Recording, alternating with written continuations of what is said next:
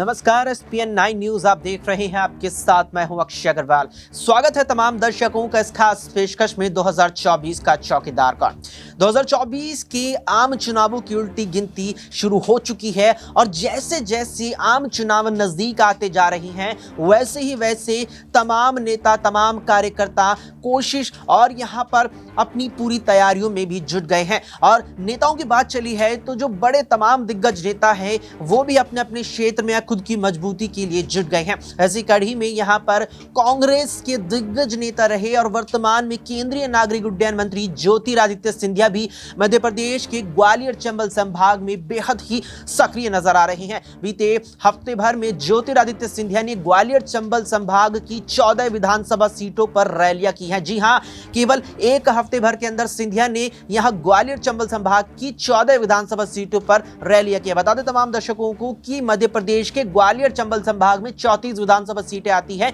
जहां पर मुख्य रूप से सिंधिया परिवार का दबदबा माना जाता था। हालांकि इस ही क्षेत्र में गुना लोकसभा सीट भी आती है, जहां से सिंधिया को 2019 में मोदी लहर के सामने हार का सामना करना पड़ा था। लेकिन अब यहां पर खुद उन्हीं नरेंद्र मोदी के साथ उन्हीं की बीजेपी में ज्योतिरादित्य सिंधिया शामिल हो गए हैं और जिस तरीके से वे पूरी कोशिश में जुट गए हैं, चाहे उनका अपना क्षेत्र हो, चाहे यहां पर कांग्रेस के नेताओं को अपनी पार्टी में शामिल करना हो, क्योंकि जिस तरीके से सिंधिया यहां लगातार एक्टिव मोड में नजर आ रहे हैं तो वे हर तरीके से रहे हैं मैदान पर, चाहे यहां पर रैलियां करना हो, चाहे यहां पर कांग्रेस के नेताओं को बीजेपी में शामिल कराना हो, या फिर यहां पर वार पलटवार अपने भाषणों के जरिए करना हो। लगातार ही ज्योतिरादित्य सिंधिया सुर्खियों में भी बने हुए हैं, क्योंकि जिस तरीके से हाल ही में उन्होंने कांग्रेस के मध्य प्रदेश में 228 छोटे बड़े नेताओं को बीजेपी में शामिल कराया था, वो वाकई में मध्य प्रदेश कांग्रेस के लिए झटका था। और उसके बाद हाल ही में जिस तरीके से ज्योतिरादित्य सिंधिया ने इंडिया गठबंधन को लेकर बयान दिया था, साथ ही साथ भारत जोड़ो न्याय यात्रा को लेकर ज्योतिरादित्य सिंधिया ने तक कह डाला था कि जिस पार्टी ने हमेशा तोड़ने की राजनीति की है वो भारत जोड़ो न्याय यात्रा निकाल रही है। तो कुल मिलाकर यह लग रहा है कि सिंधिया अब इस कोशिश में जुट गए हैं कि जिस तरीके से मध्य प्रदेश के हालिया विधानसभा चुनावों में पार्टी ने उन्हें टिकट नहीं दिया, ऐसा ना हो लोकसभा में और लोकसभा चुनावों में बीजेपी उन्हें टिकट भी दे और वे प्रबल दावेदारी के साथ यहां पर जीत कर भी आगे आ सके। लेकिन इस सब में कांग्रेस भी पीछे नजर नहीं आ रही है। यहां पर विधानसभा चुनावों में देखने को भी मिला था जिस तरीके से प्रियंका गांधी ने ज्योतिरादित्य सिंधिया को साफ तौर पर धोखेबाज और तमाम चीजों से नवाज दिया था। तो यहां पर मध्य प्रदेश कांग्रेस के कई नेता, चाहे यहां पर नवनियुक्त प्रदेश अध्यक्ष जीतू पटवारी ही क्यों ना हो, क्योंकि वे भी मिलकर के ज्योतिरादित्य सिंधिया को अब आड़े हाथों लेने में जुट गए हैं। ऐसे में सिंधिया और कांग्रेस को लेकर के कई सवाल हैं जो लगातार ही सियासत में या सूबे की सियासत में गूंज रहे हैं और इन्हीं तमाम सवालों के जवाब न्यूज रूम में मौजूद अपने तमाम साथियों से लेंगे। सबसे पहले अमन जी से जानेंगे कि अमन जी, लगातार सिंधिया एक्टिव मोड में नजर आ रही हैं, चाहे यहां पर कांग्रेस नेताओं को बीजेपी में शामिल कराना हो, चाहे राहुल गांधी पर वार करना हो, चाहे यहां पर बीते हफ्ते भर में ग्वालियर चंबल संभाग की 14 विधानसभा सीटों पर रैलियां करना हो। क्या सिंधिया इस कोशिश में जुट गए हैं कि विधानसभा हाथों से निकल गई, कहीं ना कहीं मुख्यमंत्री का पद भी उनसे पीछे छूट चुका है, लोकसभा ना छूटे, लोकसभा में टिकट भी पार्टी दे, जीत कर भी दिखाए और ऊंचा पद भी जीत के बाद मिले? जाहिर बात है। और देखिए, लोकसभा में अगर वो चुनाव लड़ते हैं तो जिम्मेदारी रहेगी कि चुनाव जीतना है। सिर्फ ये बात नहीं है बल्कि और सीटों पर भी उनका प्रभाव नजर आना चाहिए, क्योंकि लगातार सिंधिया की अगर आप कोशिश देखें तो मुरैना में बहुत सारे जो कांग्रेस है उनको बीजेपी में शामिल कराते हैं और जो उनका पूरा का पूरा अगर इस बीच का आप जो पूरा कार्य देखें तो लगातार एक्टिव नजर आए हैं और पीएम मोदी के साथ तो उनकी खासा कह सकते हैं कि फुटेज लगातार सामने आते रहते हैं। तो ये माना जा सकता है कि इस समय वो खासम खास बनने की कोशिश में लगे हुए हैं। जैसे कांग्रेस में वो नंबर 2 के नेता थे, मुझे लगता है बीजेपी में भी मध्य प्रदेश के लिए जो है बड़े नेता बनना चाहते हैं, सबसे अव्वल नंबर पर आना चाहते हैं, क्योंकि भले ही लोकसभा का चुनाव वो लड़ें लेकिन उनका मकसद जो है मध्य प्रदेश की जो सीएम की कुर्सी है वो है और उसको लेकर लगातार उनके पहले भी बयान आते रहे। हालांकि इधर थोड़ा सा बयान उनके नहीं आ रहे हैं, हालांकि बोल रहे हैं कि मेरी इसमें कोई दिलचस्पी नहीं है। लेकिन देखिए, जिस मकसद के साथ में वो बीजेपी में शामिल हुए थे, कहीं ना कहीं उनका मकसद बीजेपी में आने के बाद यही था कि किस तरह से सीएम पद को प्राप्त किया जाए, सीएम पद की जो कुर्सी है उसको हासिल की जाए। तो कुल मिलाकर सिंधिया का मोटिव बड़ा क्लियर है कि अपने आप को इस तरह दिखाना है कि बीजेपी उनके ऊपर पूरी तरह से भरोसा कर सके, बीजेपी ये समझे कि सिंधिया बीजेपी के लिए लगातार मेहनत कर रहे हैं, बीजेपी को मजबूत कर रहे हैं। मध्य प्रदेश में खासकर अगर बात करें तो पहले भी ये कहा जा रहा था कि विधानसभा चुनावों में अगर बीजेपी बेहतर प्रदर्शन करती है तो इसका इनाम कहीं ना कहीं जो सिंधिया है उनको मिलता हुआ नजर आएगा। तो अब अगर विधानसभा चुनावों को देखें तो काफ़ी हद तक बेहतर प्रदर्शन किया है। अब आने वाले वक्त में अगर लोकसभा चुनाव उनको लड़ाया जाता है, वो चुनाव भी वो जीतते हैं, उनके जो कह सकते हैं ग्वालियर और इस तरह का पूरा जो क्षेत्र है वहाँ से कुछ एक और भी सांसद निकल के सामने आते हैं, तो ये उनके लिए ताकत की चीज़ बन जाएगी। उनके प्रभाव से कहीं ना कहीं बीजेपी को यहाँ पर सीटें जीतने में मदद मिली है, इसीलिए लगातार वो प्रयास कर रहे हैं, लगातार रैलियाँ कर रहे हैं, लगातार कांग्रेसी जो नेता हैं उनको बीजेपी में शामिल कराने की जो कवायद उसमें जुटे हुए हैं। तो ये लगातार दिखाने का प्रयास है कि किस तरह से वो बीजेपी को मजबूत कर रहे हैं, और हो सकता है इसी नाते उनको आने वाले वक्त में बीजेपी की तरफ से जो कह सकते हैं कि सीएम पद की कुर्सी भी ऑफर हो, क्योंकि मोहन यादव को लेकर अभी से बहुत सारी जो चीज़ें हैं वो लगातार सामने आ रही हैं कि पद पे बहुत अच्छे से काम नहीं कर पा रहे हैं, कोई बहुत अच्छा कह सकते हैं मैनेजमेंट नहीं कर पा रहे हैं। आपने देखा कि उज्जैन में जिस तरह से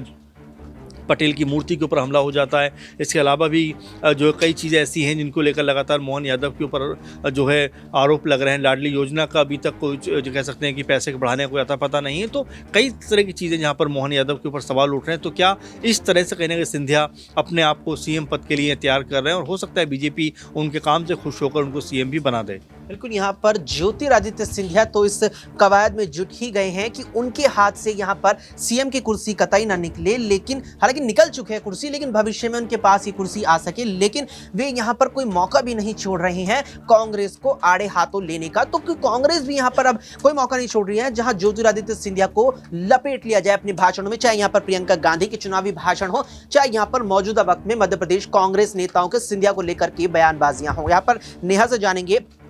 कि नेहा, जिस तरीके से सिंधिया को लेकर देखा गया था कि प्रियंका गांधी ने धोखेबाज तक उन्हें कह दिया था, तो क्या अब ये समझ लिया जाए कि मध्य प्रदेश में जब अब कांग्रेस दोबारा से उतरेगी लोकसभा चुनावों को लेकर के, पार्टी ने तैयारी भी शुरू कर दी है,